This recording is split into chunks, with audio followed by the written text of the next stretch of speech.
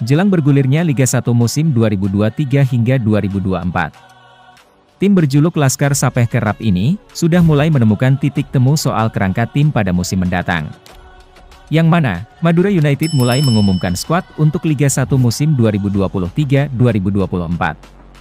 Langkah pertama yang dilakukan oleh tim berjuluk Laskar Sapeh Kerap tersebut adalah menunjuk pelatih baru.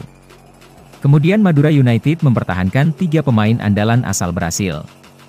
Selain itu, mereka juga mengumumkan pemain yang dilepas. Ketiga pemain asing yang akan bertahan di Laskar Sapeh Kerap adalah Kleberson, Hugo Gomez, dan Lulinha. 3 pemain ini dinilai layak untuk tetap memperkuat Madura United di Liga 1 musim depan. Oleh sebab itu, manajemen yakin saat menyodorkan perpanjangan kontrak kepada trio asal negeri Samba itu. Kontribusi ketiga pemain asing musim kemarin tidak perlu diragukan lagi. Itu menjadi bahan evaluasi manajemen untuk menggunakan kembali jasa ketiga pemain tersebut, jelas Anissa Safarina Kosasi, Direktur Utama Madura United. Kleberson merupakan pemain kunci di jantung pertahanan Madura United musim lalu.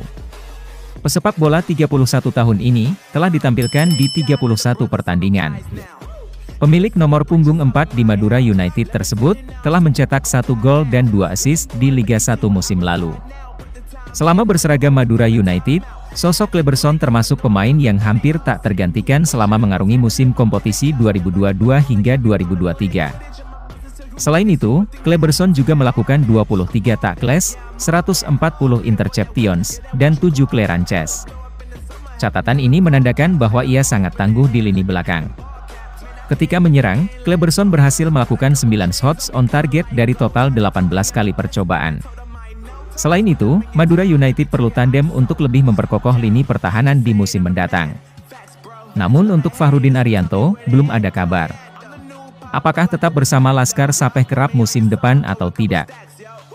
Sedangkan sosok Lulinha, dirinya juga memiliki peran penting di tim Madura United musim lalu. Pemilik nama lengkap Luis Marcelo Moraes dos Reis itu, mencetak 12 gol dan 3 assist di total 29 pertandingan di Liga 1. Kehadirannya diharapkan makin menghidupkan lini tengah dan lini serang Madura United.